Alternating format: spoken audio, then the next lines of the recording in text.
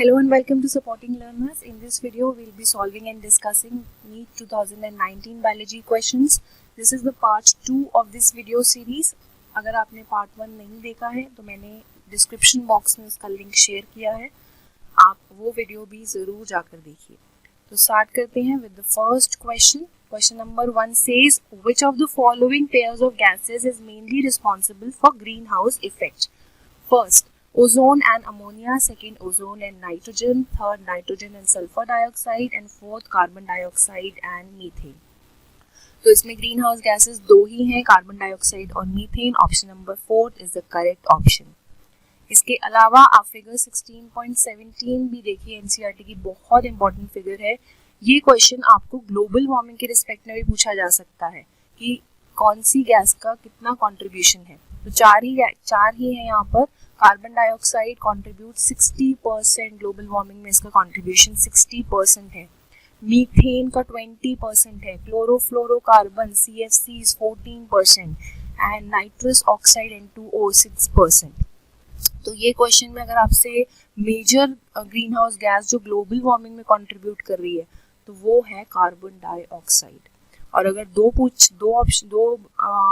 बना के ऑप्शंस दे दिया जाता है तो कार्बन डाइऑक्साइड और मीथेन टोटल मिला के 80% कॉन्ट्रीब्यूशन है कार्बन डाइऑक्साइड और मीथेन का. राइट.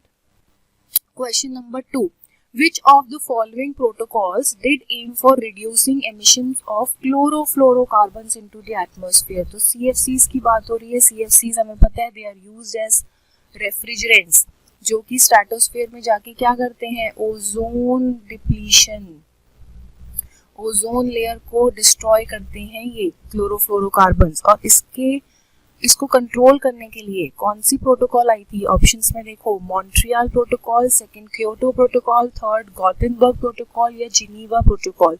तो answer is Montreal protocol. Montreal is a place in Canada.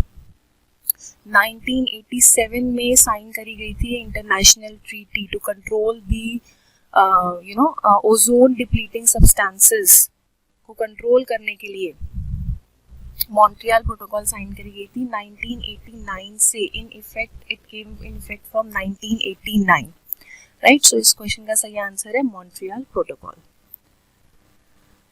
Question number 3, in some plants the female gamete develops into embryo without fertilization. This phenomenon is known as first autogamy, second parthenocarpy, third syngamy and fourth parthenogenesis. So the right answer is option number 4, parthenogenesis. Yes, parthenogenesis में ही egg, female gamete यानी कि egg develop होता है embryo में without fertilization. अब बच्चे यहाँ पर कंफ्यूज कहाँ होते हैं? वो होते हैं पार्थिनोकार्पी और पार्थिनोजेनेसिस में कंफ्यूज. बट हमें पता है कि parthenocarpy is a production of fruit without fertilization. Fruit without fertilization. तो parthenocarpic fruits they are seedless fruits. For example banana is a parthenocarpic fruit. अब ये पता होने के बाद भी कई बच्चे आंसर्स गलत करते हैं. क्यों करते हैं? क्योंकि वो प्लांट यहाँ पर उन्होंने पढ़ लिया, उन्हें लगता है पार्थिनोजेनेसिस एनिमल्स में होता है, प्लांट्स में तो होता ही नहीं है. तो ये गलत है. Parthenogenesis is common for both plants and animals. Right. So the right answer will be parthenogenesis. Question number 4, which of the following sexually transmitted diseases is not completely curable? First gonorrhea, second genital warts, third genital herpes and fourth chlamydiasis. The right answer is genital herpes. इसके अलावा दो और हमने NCERT में mention है. कौन से? Hepatitis B. Hepatitis B यहाँ पर मैं लिख देती हूँ. Hepatitis B is not curable and second is HIV infections. Right. HIV infections are also not curable. ठीक है. इसके अलावा देखो ऑप्शंस में भी कुछ डिजीजेस के नाम हैं जिनके कॉजेटिव एजेंट्स आपको पता होने चाहिए. Whether it's a bacterial disease और it's a viral disease you should know. So gonorrhoea is a bacterial disease caused by the bacteria Neisseria gonorrhea. Neisseria gonorrhea, very important. Right, so it's a bacterial disease. right? Genital warts is caused by human papilloma virus. इसका causative agent एक virus है which is human papilloma virus, right? And third है genital herpes, ये होता है herpes simplex virus से, herpes simplex virus. Next, chlamydiasis. Chlamydiasis is caused by a bacterium called Chlamydia trachomatis. Right, so it's a bacterial disease. So correct option तो option number 3 ही होगा. Question number 5. Which of the following immune responses is responsible for the rejection of kidney graft? First, autoimmune response. Second, humoral immune response. Third, inflammatory immune response. And fourth, cell-mediated immune response. So, right option है cell-mediated immune response. Question number 6. Which of the following factors is responsible for the formation of concentrated urine? तो concentrated urine नाम देखते ही आपके दिमाग में counter current mechanism आ गया होगा, क्योंकि हमारे को पता है कि मैमल्स के पास एक एबिलिटी होती है टू फॉर्म कॉन्सेंट्रेटेड यूरिन. तो क्यों होता है? काउंटर करंट मैकेनिज्म की वजह से. काउंटर करंट मैकेनिज्म से आपके दिमाग में नेफ्रॉन का structure, loop of Henle, and वासा रेक्टा, ये सारी चीजें आपके दिमाग में अभी तक आ गई होंगी. ऑप्शंस देख लेते हैं. Low levels of anti diuretic hormone. Anti diuretic hormone क्या करता है? ये तो फैसिलिटेट करता है वाटर के रीएब्जॉर्प्शन को. वाटर और लो लेवल होगा अगर एंटी डायूरेटिक हार्मोन का, तो क्या होगा? यूरिन ज्यादा प्रोड्यूस होगा. ये तो बल्कि डाइल्यूट कर रहा है यूरिन को, तो ये ऑप्शन तो बिल्कुल गलत है. Second, maintaining hyper osmolarity towards inner medullary interstitium in the kidney. ये ही ऑप्शन करेक्ट ऑप्शन है. This is the right answer. और अगर मैं आपको इस डायग्राम से थोड़ा सा ब्रीफ में ही एक्सप्लेन करूंगी, ज्यादा डिटेल में नहीं जाऊंगी. देखो, यहाँ पर कॉर्टेक्स है, देन आउटर मेडुला और यहाँ पर इनर मेडुला. तो जैसे ही आप कॉर्टेक्स से इनर मेडुला में जाओगे तो क्या होगा? Osmolarity will increase. Osmolarity is increasing. यहाँ पर मैक्सिमम वैल्यू देखो 1200 मिली ऑस्मोल पर लीटर की ऑस्मोलैरिटी है यहाँ पर. ये इतनी हाई ऑस्मोलैरिटी यहाँ पर कैसे बनी? ये बनी because of NaCl and urea. Solutes जो है यहाँ पर ज्यादा है, NaCl और यूरिया.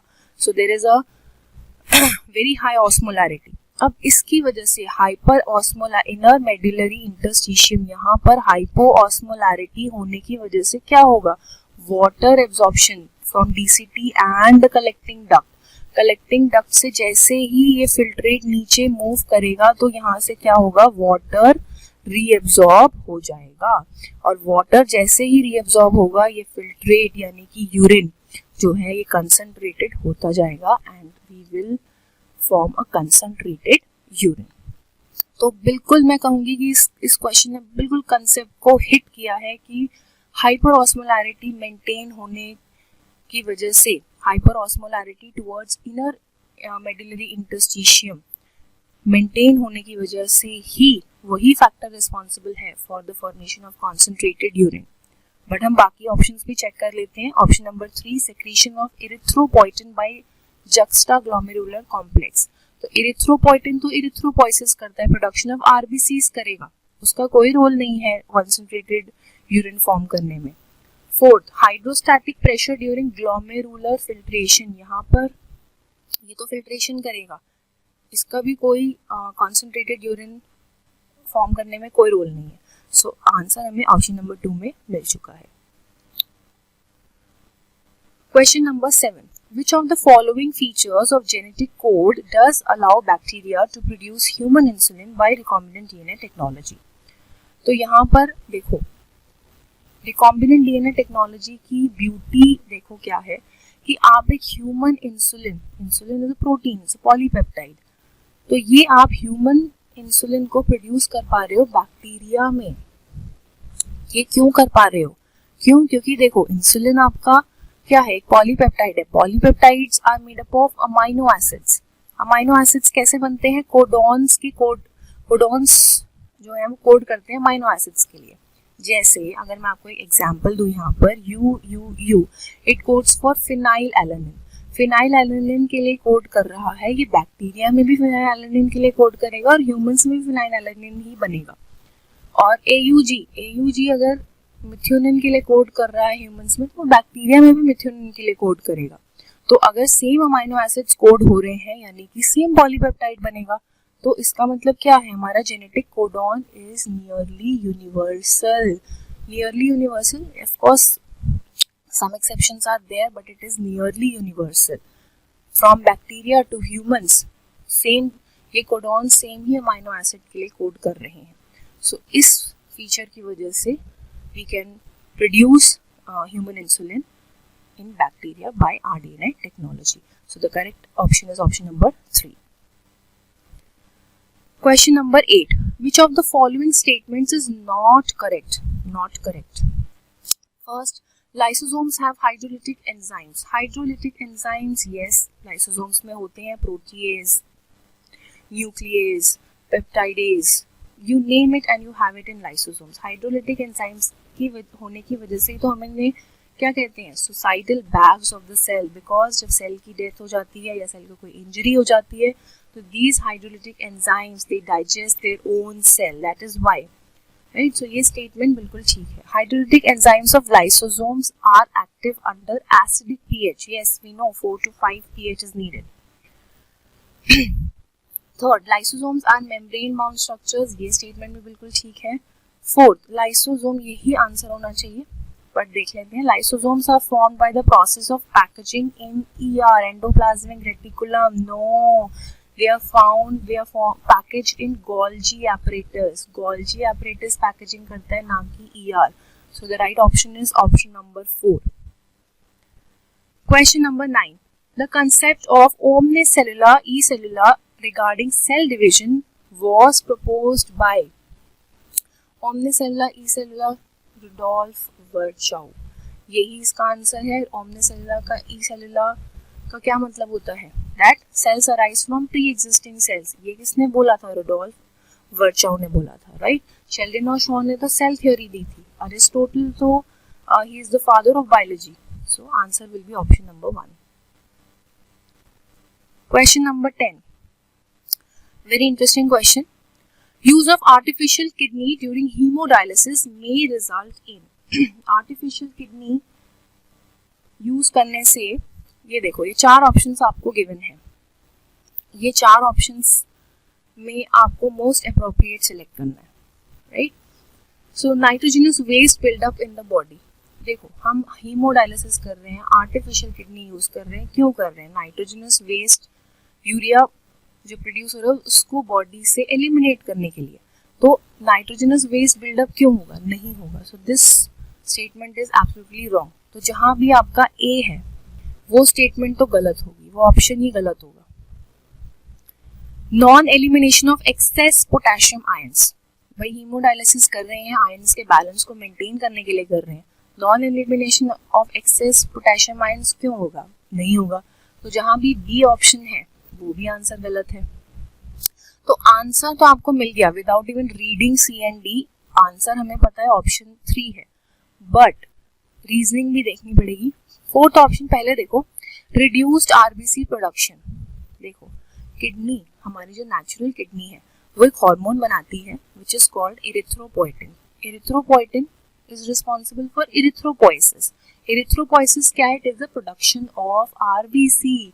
तो आरबीसी प्रोडक्शन यहाँ पर रिड्यूस होगी, क्यों होगी, क्योंकि हमारी आर्टिफिशियल किडनी इरिथ्रोपोइटिन प्रोड्यूस करेगी, नहीं करेगी। सो आरबीसी का प्रोडक्शन तो रिड्यूस होगा ही। Third, reduced absorption of calcium ions from GI tract. अब देखो ये लाइन एनसीईआरटी में कहीं भी मेंशन नहीं है। जिन बच्चों ने मल्टीपल रीडिंग्स करी है एनसीईआरटी की उन्हें पता होगा कि ये लाइन कहीं मेंशन नहीं है एनसीईआरटी में, बट इसकी रीजनिंग समझो। कैल्शियम आयंस एब्जॉर्ब होते हैं जीआई ट्रैक्ट्स में, कौन करता है, विटामिन डी। विटामिन डी तभी आपको बोला जाता है सनलाइट, धूप में एक्सपोज आपको होना चाहिए। वाई, बिकॉज विटामिन डी आपको सनलाइट से मिलता है, सप्लीमेंट्स और डाइट से भी मिल सकता है, बट विटामिन डी जो है ये इनएक्टिव फॉर्म में होता है, ये एक्टिव फॉर्म में कहाँ कन्वर्ट होता है, किडनी में। तो रिलेशन देखो, किडनी, आर्टिफिशियल किडनी कर पाएगी ये काम, इनएक्टिव विटामिन डी को एक्टिव विटामिन डी में कन्वर्ट कर पाएगी? नहीं, वो हमारी नेचुरल किडनी ही कर पाएगी। तो उसकी वजह से विटामिन डी एक्टिव फॉर्म में नहीं होगा, विटामिन डी एक्टिव फॉर्म में नहीं बनेगा, तो कैल्शियम आयंस की एब्जॉर्प्शन नहीं होगी। तो reduced absorption of calcium ions, ये ऑप्शन भी आपका करेक्ट है। सो सी और डी ऑप्शन क्यों करेक्ट है ये भी हमने समझ लिया। Next question number 11, what is the direction of movement of sugar in phloem? First non multi directional, second upward, third downward and fourth by directional. तो अपवर्ड और डाउनवर्ड तो नहीं होगा क्योंकि यूनिडायरेक्शनल ट्रांसपोर्ट नहीं होता है फ्लोएम में, वो जाइलम में होता है, right. So bidirectional is the right option. Non multidirectional is no term, कोई टर्म नहीं है ये, फ्लोएम में से ट्रांसपोर्ट बाई डायरेक्शनल है। Question number 12, which of the following muscular disorders is inherited? First tetany, tetany जो है that is caused by low calcium ions. Calcium ions blood में हाइपोकैल्सीमिया की वजह से टेटनी होता है। It is not inherited. Second muscular dystrophy, yes muscular dystrophy is inherited, X linked recessive pattern से ये इनहेरिट होता है। Next myasthenia gravis, option check कर लेते हैं ये दोनों भी। Myasthenia gravis is an autoimmune disease, auto मतलब सेल्स, जब हमारी बॉडी, हमारी इम्यून सिस्टम अपने ही बॉडी को अटैक कर लेता है तो उसको हम कहते हैं ऑटो इम्यून डिजीज, और माइस्थीनिया ग्रेविस एक ऑटो इम्यून डिजीज है। Botulism is caused bye clostridium botulinum.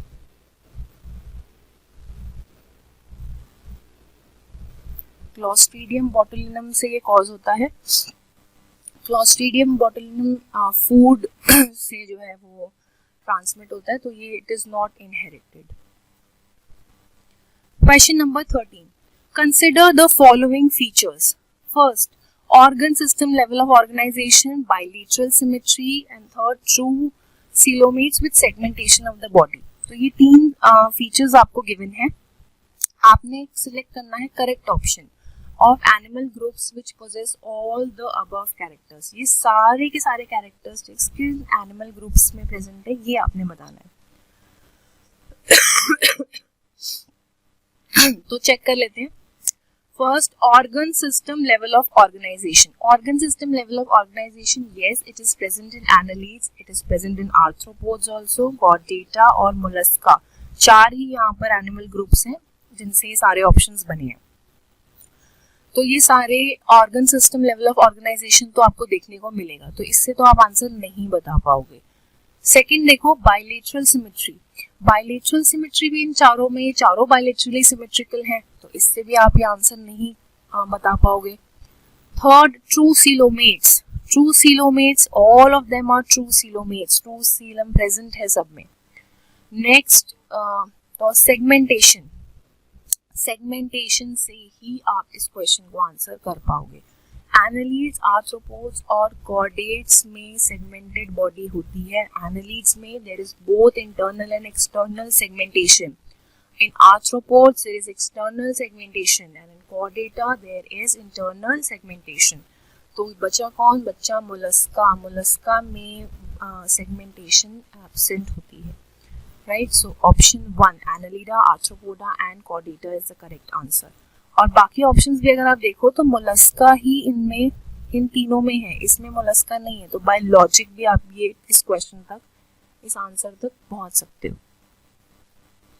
Next question number 4, the frequency of recombination between gene pairs on the same chromosome as a measure of distance between the genes was explained by first T.H. Morgan, third Gregor Mendel, second Gregor Mendel, third Alfred Sturtevant and fourth Sutton Boveri। तो इसका सही answer होगा Alfred Sturtevant, he was a student of T.H. Morgan।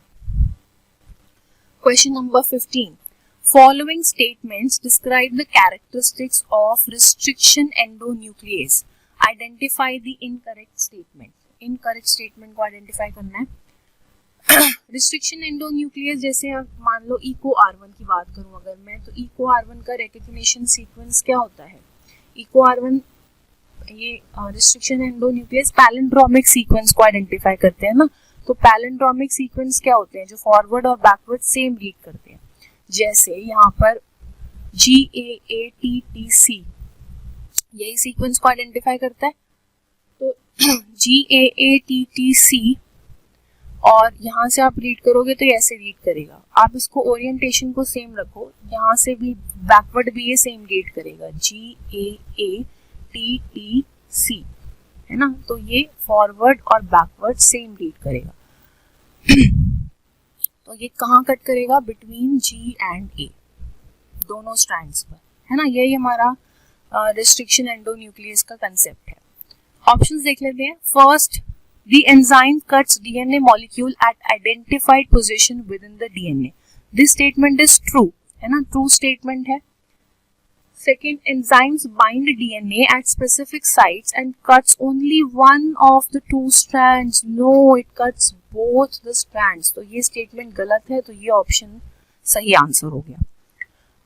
Confirm कर लेते हैं. The enzyme cuts the sugar phosphate backbone at specific sites on each strand. This statement is true. And fourth, the enzyme recognizes a specific palindromic nucleotide sequence in the DNA. ये भी मैंने आपको यहाँ पर बता दिया. ये स्टेटमेंट भी बिल्कुल करेक्ट है. So option number 2 is the correct answer for question number 15. Question number 16. Which of the following statements is incorrect? Morels and truffles are edible delicacies. Yes, fungus है ये, दोनों fungi है, edible है. ठीक है. Second, claviceps is a source of alkaloids and LSD. Yes, the statement is also correct. Conidia are produced exogenously and ascocarps endogenously. Conidia, penicillin में हमने Penicillium fungi में हमने देखा है कि कोनिडिया एक्सोजिनसली यानी कि बाहर की तरफ प्रोड्यूस होते हैं. और एस्कोस्पोर्स, है ना, एस्कस में ये एस्कोस्पोर्स प्रोड्यूस होते हैं. तो ये अंदर प्रोड्यूस हो रहे हैं, इसलिए क्या है, एंडोजिनसली प्रोड्यूस हो रहे हैं. तो फोर्थ ही इसका सही आंसर होगा. स्टेटमेंट को रीड करते हैं. Yeast have filamentous bodies with long thread like hyphae. This statement is wrong. Yeast is a unicellular fungi. ये एक एक्सेप्शन है, ये फिलामेंटस नहीं होता है, इसमें कोई हाइफे देखने को नहीं मिलेंगे. So option number 4 is the correct option. Question number 17. Placentation in which ovules develop on the inner wall of ovary or peripheral part? First basal, second axile, third parietal and fourth precentral. Answer is parietal placentation. ये diagram NCERT का बिल्कुल याद होना चाहिए आपको. Parietal placentation में देखो यहाँ पर outer wall of ovary से ovules develop कर रहे हैं. पेरिफेरल पार्ट में, पेरिफेरल मतलब बाहर की तरफ. तो यहाँ पर देखो ovules, you can see here, this is parietal placentation. So option number 3 is the correct answer for this question. Question number 8. Which of the following is most important causes for animals and plants being driven to extinction? First, habitat loss and fragmentation. Second, drought and floods. Third, economic exploitation. Fourth, alien species invasion. So evil quotient हमने पढ़ा है. क्या होते हैं उसमें? 4 causes main: habitat loss and fragmentation. Second, over exploitation. Third, alien species invasion. And fourth is co-extinction. तो यहाँ पर main जो पूछा गया, most important cause पूछा गया, तो वो होगा first, habitat loss and fragmentation. Drought and flood तो कोई कॉज ही नहीं है. इकोनॉमिक एक्सप्लॉयटेशन नहीं है, यहाँ पर ओवर एक्सप्लॉयटेशन टर्म आता है. एलियन स्पीशीज इन्वेजन भी होता है, बट मोस्ट इंपॉर्टेंट पूछा है, तो the most appropriate answer for this question is option number 1, habitat loss and fragmentation. Next, question number 19. Variations caused by mutation as proposed by Hugo de Vries are: first, random and directionless. Second, first option is random and directional. second random and directionless, third small and directionless, and fourth small and directionless. So answer is option number 2, random and directionless. Question number 20. Respiratory quotient RQ, value of tripalmitin. Tripalmitin is a fatty acid. Is answer very simple, 0.7. चलो इसमें मैं आपको एक homework question देती हूँ, comment box में comment करके बताइएगा.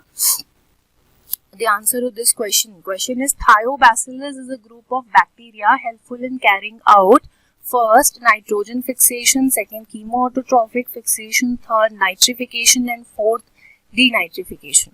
इसके अलावा मुझे ये भी बताना कि नाइट्रोजन फिक्सेशन, नाइट्रिफिकेशन और डीनाइट्रिफिकेशन में कौन कौन से बैक्टीरिया, इन 3 प्रोसेसेस में कौन कौन से बैक्टीरिया रिस्पॉन्सिबल हैं. Thank you for watching this video. I'll be coming up with the part 3 of this video very soon. Thank you so much.